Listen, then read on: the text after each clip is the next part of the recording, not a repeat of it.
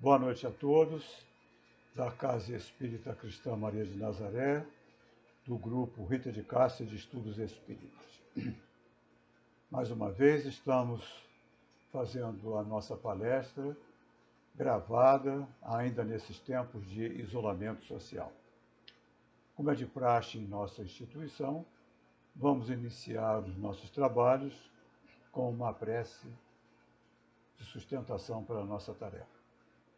Senhor Jesus, mais uma vez nos encontramos reunidos, ainda que virtualmente, aqui na nossa casa espírita, para mais um momento de estudos, mais uma palestra, de reflexões que tanto tem a nos oferecer nestes momentos em que estamos atravessando. Permita-nos, Senhor, uma reunião produtiva, amparados por essa espiritualidade amiga, diretora de nossa casa, dos espíritos que nos assistem e dirigem, em teu nome, Senhor. Seja então em nome desses espíritos, em teu nome, mas sobretudo em nome de Deus, nosso Pai de amor e de misericórdia, que nós, da Casa Espírita Cristã Maria de Nazaré, possamos ter a permissão necessária para considerarmos iniciada mais uma noite de estudo de doutrina espírita. Graças a Deus. O tema de hoje é um tema instigante. Todos os temas são interessantes, mas alguns, às vezes, são mais instigantes e, às vezes, até polêmicos. Tá? O tema de hoje é o esquecimento do passado. Está lá no capítulo, na segunda parte do Livro dos Espíritos, capítulo 6, da volta do espírito à vida corporal, nas questões 392 a 399. E também no Evangelho segundo o Espiritismo, capítulo 5, Bem-aventurados os aflitos, no item 11. E por que eu falei que é polêmico? Porque muitas pessoas, Kardec, inclusive, na pergunta que ele faz aos espíritos, ele questiona como pode nós nos responsabilizarmos por algo que aconteceu no passado e do qual nós nos lembramos. E os espíritos vão nos lembrar algo muito interessante, que isso faz parte de uma lei natural, é para todo mundo. Então, aí a gente vai lá no Livro dos Espíritos, na questão 614, quando nós temos a seguinte informação dos Espíritos da codificação. A lei de Deus é a única verdadeira para a felicidade do homem. Então, e é uma lei natural, e essa lei indica o que o homem deve fazer ou deixar de fazer. Ora, o esquecimento do passado é uma lei natural. Todas as encarnações, todos os espíritos que encarnam, salvo raríssimas exceções, têm o esquecimento do que foram nas vidas passadas. Ora, se é uma lei natural, e essa lei, a lei natural, é para a nossa felicidade, é para nos guiar no caminho de chegarmos à felicidade, não adianta fazer objeção. É uma lei. É como se a gente fosse objetar por uma lei, por exemplo, uma lei física, a lei da gravidade. Você pode, quando sobe na balança para ver o peso, implicar com a lei da gravidade. Mas e daí?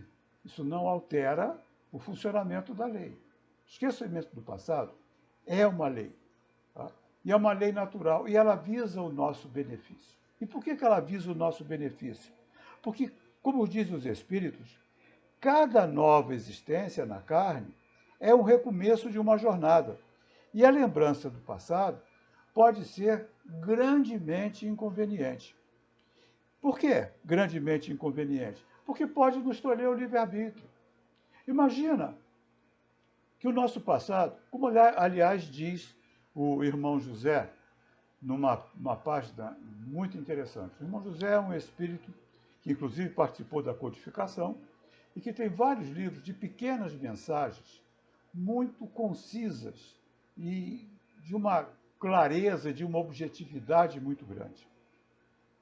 Diz Kardec no Livro dos Médiuns que uma das formas de se identificar os espíritos superiores é pela sua linguagem sintética e concisa. Ou seja, dizem muito em poucas palavras, com muito conteúdo.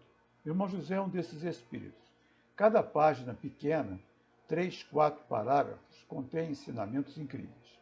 E uma dessas páginas, ele diz o seguinte: esse é o teu melhor momento de tua melhor encarnação.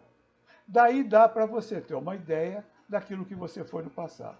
Bom, para mim isso basta. Se hoje eu estou no momento da minha melhor encarnação, isso significa o quê? Que as minhas encarnações anteriores não foram tão boas quanto essa. Isto é, se essa minha está sendo boa, pelo menos o esforço a gente está fazendo para ser. Se essa nossa encarnação está sendo boa. Então, é comum na lei natural que nós nos reunamos de novo no mesmo meio, ou com as mesmas pessoas, os mesmos espíritos, com os quais nós precisamos nos reajustar e caminhar. Toda reencarnação ela tem uma programação. A escolha das provas já foi visto em capítulos anteriores. O espírito não encarna sem mais nem menos, fruto de um acaso.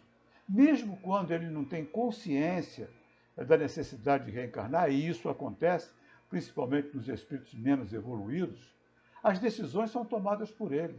Toda encarnação ela tem uma finalidade evolutiva. Nenhuma encarnação é um castigo. Toda encarnação é uma oportunidade de crescimento, um conjunto de desafios que o espírito tem que passar para atingir a felicidade plena.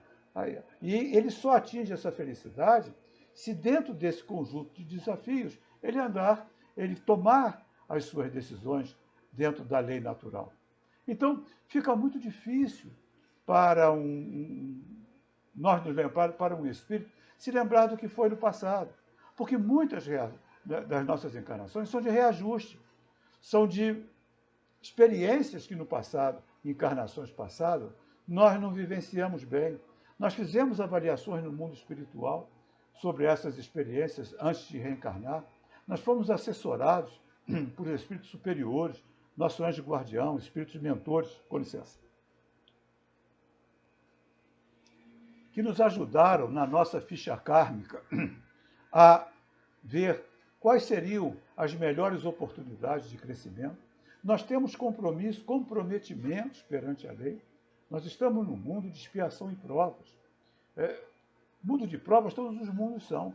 Mundo de expiação, não. Mundo de expiação é um mundo onde ainda existe o sofrimento, onde ainda existem reparações a serem feitas em virtude de equívocos, de mau uso do nosso livre-arbítrio no passado. Então, muitos de nós podemos ter causado grandes prejuízos no passado, não só aos outros, como à nossa própria evolução. Então, lembrar disso não seria uma coisa conveniente, porque isso seria um entrave. Isso travaria o nosso livre-arbítrio. Imagina você ter no seio da família, e é no seio da família, onde nós vamos encontrar aqueles os quais, principalmente, nós precisamos reajustar. É no seio da família que se transforma ódio em amor. Então, muitas reencarnações dentro da família são reencarnações de reajuste. Por isso, muitas vezes, dentro da família, nós temos dificuldades com aqueles que nos são próximos. É na família que nós aprendemos a amar aqueles que nós não escolhemos, pelo menos nesta vida. Isso é curioso, porque há um amigo, há uma pessoa fora do círculo familiar, a gente escolhe se relacionar. A gente escolhe amar no sentido de ter boas relações. A gente escolhe amizades. Mas na família, não. Essas amizades, essa junção familiar, ela vem do passado. Ela vem de atrações magnéticas, dos quais esses espíritos encarnam, muitas vezes espíritos inimigos, muitas vezes espíritos com muita dificuldade no seu relacionamento, que vem lá entre pai e filho, mãe e filha, irmãos, onde ali poderá ser, dependendo do uso do livre-arbítrio, a oficina de reajuste para esses espíritos. E a gente vê isso com muita clareza. A gente vê isso até em irmãos gêmeos, às vezes muita sintonia, mas às vezes muita dificuldade no relacionamento. Às vezes a gente vê pais com dificuldade com seus filhos e vice-versa. Filhos que não gostam dos pais. Teve uma vez no passado, lá na comunidade da Rocinha, onde a nossa casa tem uma obra assistencial, muitos conhecem a obra, e há muito tempo atrás, tá? Não foi agora não, passa alguns bons 20 anos atrás, num atendimento fraterno que eu fiz com uma das nossas assistidas, ela tinha um dilema, ela tinha um problema, e ela falou com muita vergonha. Na realidade, a gente sentia que ela estava envergonhada em confessar. Ela dizia o seguinte: eu tenho 3 filhos e de um deles, o mais novo, eu não gosto. Eu não gosto nem um pouco.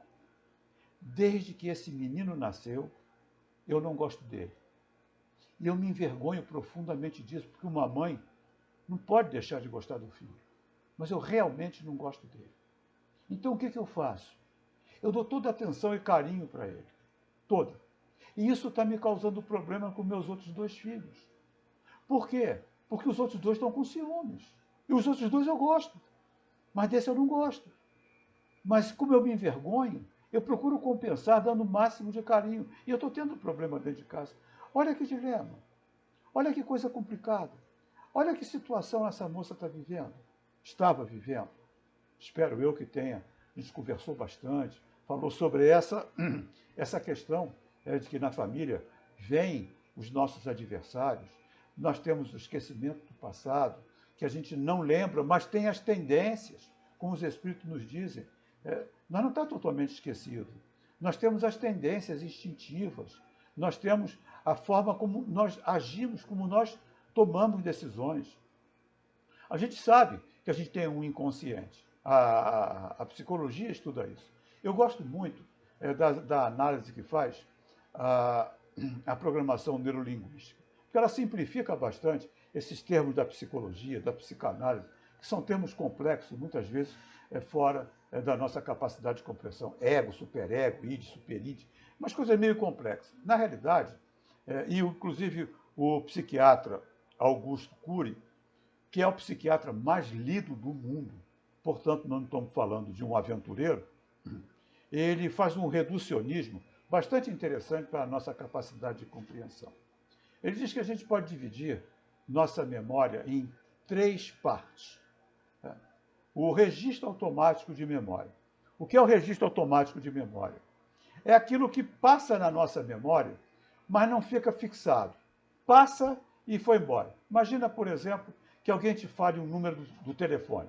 Se a gente não anotar na hora, vai esquecer. Pelo menos eu esqueço. Tá? Até anotando, daqui a pouco tem que ler de novo. Tá? Então, uma coisa que passa, uma frase, algo do gênero, que passa na nossa mente, a gente não registra com a atenção e aquilo fica perdido. Então é o tal do registro automático de memória. Tem a memória de uso contínuo. Ou seja, aquela memória que a gente não está no consciente permanentemente, mas a gente tem acesso com muita facilidade. Por exemplo, se eu perguntar agora a qualquer um de vocês quais são as cores da bandeira do Brasil, eu acredito que todo mundo vai falar verde, amarelo, azul e branco. Mas ninguém estava pensando em bandeira do Brasil agora. Mas na hora que eu perguntei, está lá, na memória de uso contínuo. Uma conta, por exemplo, você está fazendo um troco, vai pegar um troco, você sabe fazer uma conta de cabeça. Espera-se que saiba, senão vai receber troco errado. Mas ninguém estava pensando em fazer a conta, mas aquilo está lá dentro do nosso conhecimento e que a gente acessa na hora que precisa. É um inconsciente de fácil acesso. Mas a gente tem um inconsciente chamado memória, que o psiquiatra Augusto Cury chama de memória existencial, que é onde está todo o nosso conjunto de experiências, tudo aquilo que a gente vivenciou. Eu não sei se ele é reencarnacionista ou não, mas nós espíritas somos. Nós sabemos que nós não temos uma só vida, que é essa. mesmo com essa, muitas das nossas experiências estão lá no inconsciente. Se eu perguntar a qualquer um de vocês, hoje, deixa eu ver aqui, hoje é uma... Bom, eu estou gravando numa segunda-feira, mas a palestra vai ser passada numa quinta-feira. Vai ser numa quinta-feira, pegar o calendário aqui, dia 16 de julho. Quando essa palestra vai para o ar. Se eu perguntar a qualquer um de vocês o que comeu no dia 16 de junho, ou seja, um mês antes do dia 16 de julho, muito provavelmente não vai lembrar. Mas está lá no inconsciente. Se fizer um esforço de memória, se tiver algo que conecte, que junte, ou mesmo através de um processo de hipnose, de uma pequena regressão, vai chegar lá e vai lembrar. Ou seja, o fato existe. Ele só não está dentro, né, da nossa memória de uso contínuo, porque ele ficou guardado, mas ele está lá e existe. A não ser que você tenha tido algum problema sério com a refeição, aí vai gravar. Então, lá na nossa memória de uso contínuo, perdão, na nossa memória existencial desta vida, estão todos os eventos que passamos. E também os eventos que passamos nas vidas passadas. Então, nós não perdemos a memória. Nós só não temos acesso. Mas esse acesso é feito através das tendências e da forma como a gente faz escolhas, da forma como nós fazemos atendemos às nossas necessidades. Então, a partir do momento em que nós começamos a avaliar nossas tendências, nossas inclinações, nós podemos ter uma ideia das áreas que nós precisamos trabalhar, não do que a gente foi no passado. E por que não do que a gente foi no passado? Porque a gente progride no mundo espiritual. A gente progride entre uma reencarnação e outra. Muitos progridem, não vou dizer todos, muitos progridem entre uma reencarnação e outra. Quando fazem a análise da ficha kármica, quando tomam conhecimento através dos seus mentores, daqueles espíritos que nos assessoram na escolha de uma nova encarnação, o espírito procura se melhorar. Nós fazemos cursos na erraticidade, nós nos aperfeiçoamos. Então, entre uma encarnação e outra, há um espírito completamente diferente nas suas já aquisições. Ele não deixa de ter comprometimento com seus erros do passado. Ele não deixa de ter que responder pelas decisões equivocadas. Mas ele melhorou. A gente melhora se esforçar para isso. Então, quando reencarna, as tendências vêm, mas a gente já vem com uma bagagem espiritual de resistência. São as chamadas tentações. O que é a tentação? A tentação é um sinal de algo que precisa ser trabalhado e que ainda não foi trabalhado. Ninguém é tentado naquilo que está resolvido. Nós só somos tentados naquilo que precisamos resolver, nas nossas fraquezas morais. Eu brinco, gosto de falar sobre comida. Quem me acompanha sabe que eu gosto de brincar com relação sobre comida, mas é um brincar sério. Porque comida ninguém fica preocupado desde agora, mas vale para qualquer coisa. Então, quando a gente é guloso, a gente tem a tentação naquilo que a gente gosta, naquilo que nos engorda, por exemplo.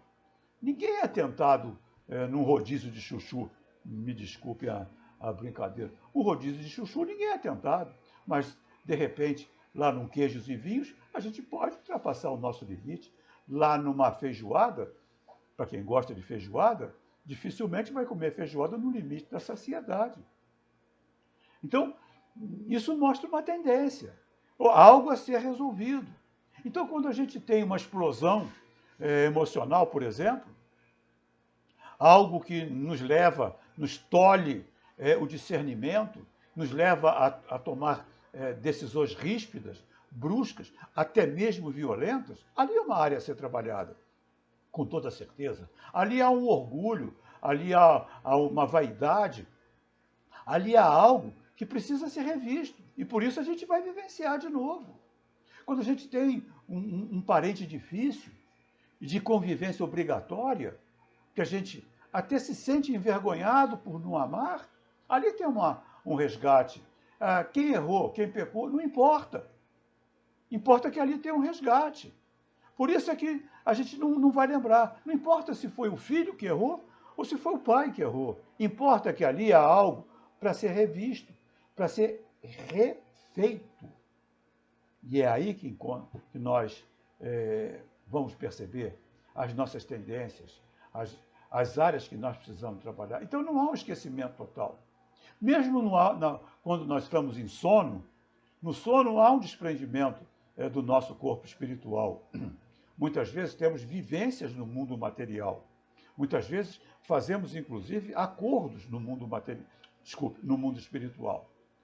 A obra de André Luiz é rica nessas experiências de desdobramento. Vamos fazer cursos, vamos ser lembrados pelos nossos mentores das nossas dificuldades, das nossas necessidades aqui na nossa vida material. Mas, quando a gente retorna ao corpo material, até mesmo essas vivências no mundo espiritual, elas ficam apagadas. Nós não nos lembramos, via de regra, de tudo que nós fizemos no mundo espiritual enquanto estávamos no sono. Muitas vezes vem como uma sensação agradável, muitas vezes vem como uma sensação desagradável. Algo ruim no nosso sono, ou algo bom no nosso sono. Mas a gente não lembra. Muitas vezes, naquela hora de o despertar, acontece com muita gente, a gente tem uma lembrança que foge. E aí fica na cabeça, meu Deus do céu, o que foi que aconteceu? Porque aquilo não é para ser lembrado. E por que não é para ser lembrado? Porque aquilo vai interferir na nosso processo de tomada de decisão na vida material. Muitas vezes aquilo vem como um insight, vem como uma intuição, vem como um pressentimento, mas não é uma certeza. Por quê? Porque a gente precisa ter liberdade para escolher. Se nós tivermos a lembrança da nossa vida espiritual, a gente perde a liberdade de escolha, porque fica tolhido pelo que nós fomos no passado. E a gente precisa ter liberdade de escolher. A gente precisa ter liberdade de tomar decisões. E, com certeza, temos as consequências dessas decisões. Tudo isso é fruto da importância do esquecimento no passado. É uma lei ao nosso benefício. Nós iríamos ficar, me permitam repetir, tolhidos no nosso livre-arbítrio, tolhidos na nossa evolução. Eu vou contar um caso que aconteceu comigo quando eu trabalhava numa empresa muito grande. Óbvio que eu não vou citar nomes, não vou localizar o fato. Mas eu trabalhei numa multinacional, no início da minha carreira profissional, como engenheiro de produção, eu tive uma ascensão relativamente rápida na minha vida profissional. Eu, ainda bastante novo, eu já era gerente de produção de uma grande empresa multinacional, da fábrica que ela tinha aqui no Rio de Janeiro. Essa empresa tinha fábricas em vários locais do Brasil. E eu era o gerente de produção da fábrica Rio. Acima de mim, tinha mais 3 níveis hierárquicos. Tá? Gerente industrial, o superintendente de operações e o presidente da empresa. Hoje se fala CEO. Na minha época de trabalho, se falava presidente mesmo. Pois bem, era uma empresa grande, tinha vários departamentos, cerca de 2.500 funcionários só na área de produção. E num determinado dia, eu fui chamado na sala da presidência, o que até me assustou. Eu já contei essa história algumas vezes em reunião. Quem ouviu, me permita repetir. Aí eu fui chamado na sala da diretoria lá do presidente. Quando eu entrei na sala do presidente, estava o gerente de RH e uma pessoa desconhecida. Não era da empresa. Eu fiquei meio ressabiado. Gerente de RH, reunião com o presidente, eu estou na rua. Sei lá quem é esse cara, vai ver, é meu substituto. Mas aí o presidente me falou o seguinte, me apresentou a pessoa e disse que ele era uma pessoa da Secretaria de Administração Penitenciária. E que a empresa ia participar de um programa de reintegração de ex-presidiários. Então, nós íamos, a empresa ia admitir 6 ex-presidiários nesse projeto. Era um projeto da Secretaria de Administração Penitenciária, nesse projeto. Então, esse projeto não poderia sair daquela sala. O presidente da empresa foi bem claro. Se isso sair aqui da sala, foi um de vocês dois. E eu vou demitir um de vocês dois. Ninguém pode saber disso. Nem seus superiores hierárquicos, ninguém. Isso é algo que só nós 3, mais o rapaz lá, a pessoa da Secretaria de Administração Penitenciária. E, obviamente, mais os 6 que iam ser readmitidos. Então, o gerente de Relações Humanas, do RH, ele iria ajustar para que aquelas 6 pessoas que seriam candidatos normais no processo de admissão da empresa, a empresa estava sempre admitindo, que eles fossem admitidos, sem que ninguém soubesse a razão disso. Eu fiquei preocupado. Eu era garoto, novo, 28 anos, 27, 28 anos. Eu, meu Deus do céu, troço complicado, eu não posso falar para ninguém, não posso falar para o meu diretor, não posso falar para ninguém. O que eu vou fazer? Aí eu pensei o seguinte, eu vou botar esses 6 na mesma seção, na mesma área de produção. Porque assim eu fico de olho neles. Foi a minha decisão na época. Ficaram no mesmo setor, um encarregado que eu confiava muito, era um encarregado de seção, eu confiava muito, mas também não podia saber, mas confiava nele como profissional, como uma pessoa correta, competente. E assim aconteceu. Foram admitidos, entraram na empresa, joguei os 6 para o mesmo departamento, para a mesma seção, e vida que segue. E a coisa seguiu. Não eram funcionários fantásticos, mas também não eram nada de complicado. Operários normais. Cargo baixo, cargo de auxiliar de produção, mas trabalhavam normalmente, sem nenhuma encrenca, sem nenhuma queixa, faziam a parte deles. Só que, uns 6 meses depois, mais ou menos, um deles, numa birosca da vida, tomou umas cachaças a mais e contou o fato. Olha, foi um caos. Foi um caos lá dentro da empresa. Primeiro, o encarregado olhou para mim e disse, como é que você faz isso comigo? Falei, cara, eu não podia falar nada, eu estava limitado. Você não podia botar 6 bandidos comigo. Eu falei, cara, não são 6 bandidos. São 6 ex-penitenciários, presidiários. E nem de grandes coisas, não. Não eram criminosos, estupradores. Eram ladrões de galinha que tinham cumprido lá 5, 6 anos de cadeia. Não era nem algo tão grave assim. Mas você não podia ter feito isso comigo. E do outro lado, meu gerente industrial falou que você me traiu.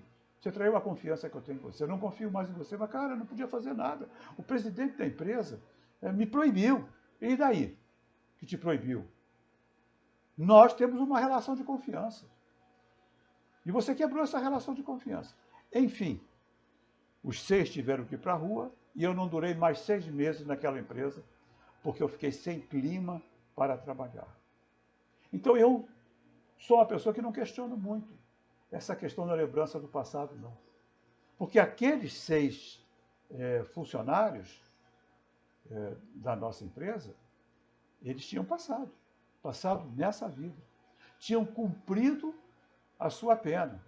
Estavam quites perante a sociedade, mas mesmo assim sofria o estigma de ser um ex-presidiário. Estigma esse que acabou causando a perda do emprego deles e também do meu. porque eu participei de um projeto. Tá certo, foi uma injustiça para o meu lado, mas eu fiquei sem clima. Na realidade, eu não fui mandado embora. Eu fiquei sem clima para trabalhar, porque nem os meus subordinados confiavam em mim, nem o meu diretor confiava mais em mim. E a gente não tem condição de trabalhar num clima de que todos desconfiam de você. Essa é uma experiência real. Fatos da vida real, como tinha um programa que dizia. Tá? O que mostra que lembrar do passado pode ser um entrave para as experiências de hoje.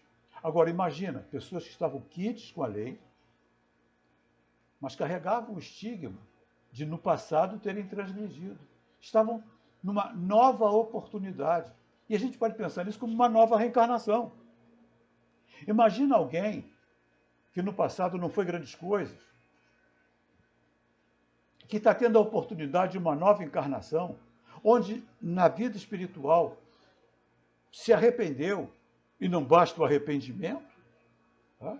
É preciso a reparação para ficar quites com a lei. Então, na vida espiritual se arrependeu daqueles erros, faz uma imersão, busca as oportunidades de se recompor. A lei não castiga, e isso é fantástico na lei natural.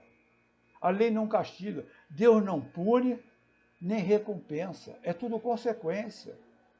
A infinita bondade, a infinita misericórdia não pode castigar. A infinita bondade, ela nos permite permanentemente a reparação dos nossos erros. Não nos tolhe as oportunidades. E a infinita misericórdia nos coloca nas consequências das nossas faltas, porque é justo que a gente sofra as consequências das nossas faltas. E é misericordioso e é bondoso que a gente tenha a oportunidade da reparação. Mas a lembrança do passado pode tolher o espírito. Volto a me repetir. A lembrança dos que estão em torno de nós. Imagina se alguém sabe de nós, que nós fomos, o que nós fomos no passado. Eu costumo brincar, uma outra... olha, não é verdade isso, eu também não sei o que eu fui no passado. Tá? Não tenho a menor curiosidade para saber. Tá? Essas questões de regressão ao passado são questões de terapia e que devem ser feitas por profissionais capacitados em casos especialíssimos, por terapeutas em casos especialíssimos. Não é conveniente fazer regressão ao passado. Tá? Mas imagina o seguinte, imagina que eu tivesse sido uma pessoa que tivesse usado a minha capacidade de comunicação para desviar aqueles que me ouviam do caminho. Que tenha usado num púlpito ou lá em algum local uma capacidade de comunicação e que eu tenha desviado as pessoas do caminho. Tá?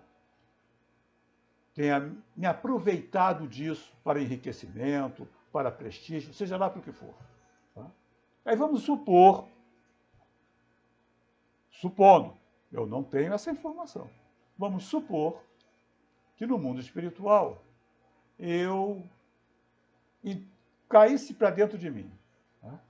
Entrasse dentro de mim e visse, poxa vida, uma possibilidade que eu tinha de ajudar pessoas, de encaminhar pessoas, eu utilizei para meu benefício pessoal.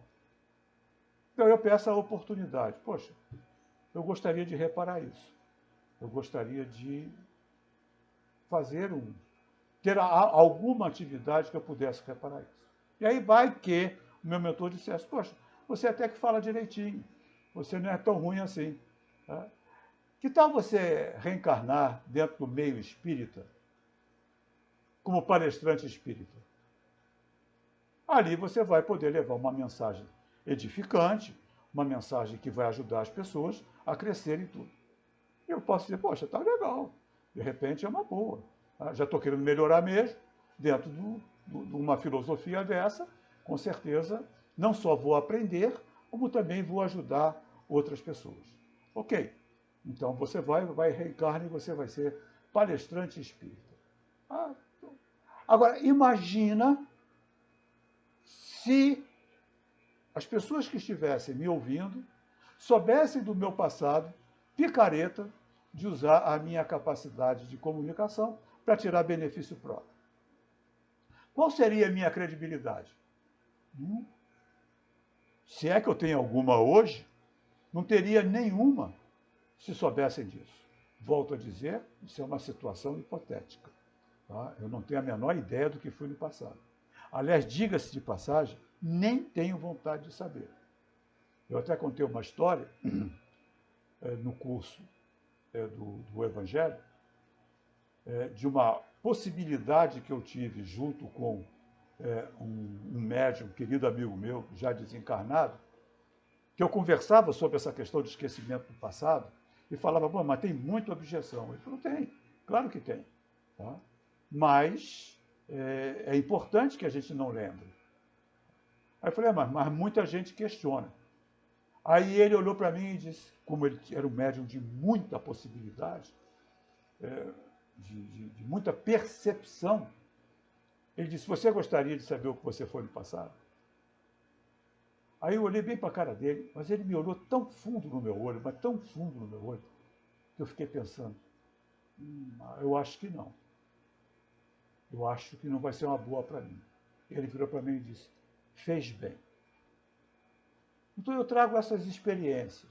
A experiência daquela companheira da Rocinha, que tinha uma aversão pelo filho e que não conseguia identificar de onde vinha, e que essa aversão estava num relacionamento no passado. A espiritualidade amiga não nos situou bem, mas o espírito mentor da casa nos deu uma ajuda no sentido de que, olha, isso aí é reajuste do passado. Ela precisa se esforçar porque ela vai superar isso. Mas ela não pode ignorar que há um comprometimento nessa relação. Isso foi passado para ela. Eu trago a experiência minha profissional dos ex-presidiários em recuperação, tendo uma nova oportunidade, e trago essa experiência pessoal com um médium super amigo meu, que me disse, olha, é bom você não saber o que foi no passado. Isso acho que dá uma grande ideia, uma boa ideia, de que basta que a gente observe as nossas tendências, as nossas inclinações, porque aquilo que está resolvido, nós não temos tendência nenhuma. Nós não temos nada para resolver, já está resolvido. Então existem pessoas que passam por situações, por exemplo, de tentação com dinheiro, e não é tentação. É apenas passa. Não se corrompem. Conheço casos assim, pessoas que foram tentadas a se corromper, e nem tentação foi, de forma alguma. Não vou entrar numa dessas. E quantos se corrompem? Às vezes são arautos da honestidade. Eu tenho para mim que eu não posso julgar essas pessoas que estão nesses processos de altas corrupções, porque eu não fui tentado nesse nível. Então, se eu não fui tentado nesse nível, se você disser ser honesto, com certeza que eu sou honesto. Com certeza eu não vou causar um dano, não vou causar um prejuízo a alguém intencionalmente. Posso ter feito de forma não intencional. Mas uma tentação aí de milhões de dólares, eu nunca passei por ela. Milhões de dólares resolvem problemas inúmeros financeiros, trazem uma vida de qualidade incrível, trazem complicação espiritual se não forem bem adquiridos. Mas quantos não pensam nisso? Quantos até chutam o balde?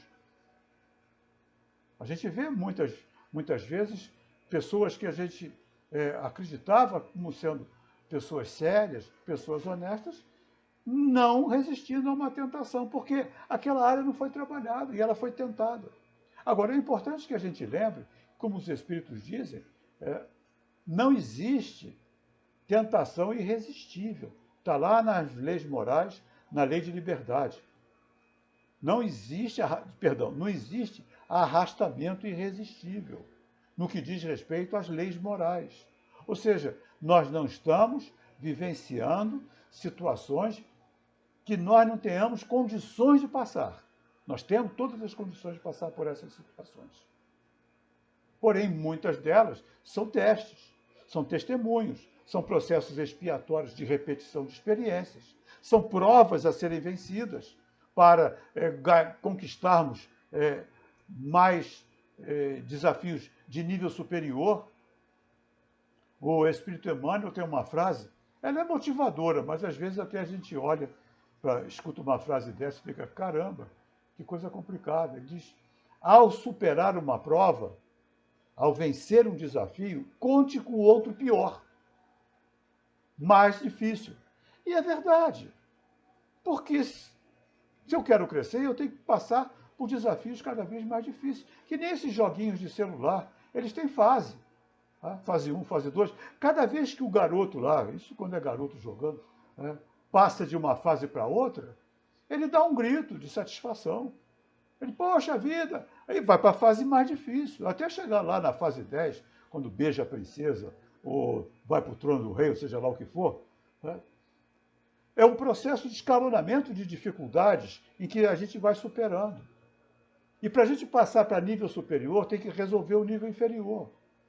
E muitas vezes no nível inferior, em vidas passadas, nós estamos pendurados em alguma experiência. Se a gente trouxer essa lembrança, vai ser prejudicial, vai nos travar, vai complicar a nossa vida e o nosso entorno. Imagina se em volta de nós soubessem que nós fomos ladrões, fomos corruptos, fomos enganadores das pessoas. Qual seria a nossa credibilidade? Já num processo de se refazer? Já num processo de superar? Então é um benefício da lei.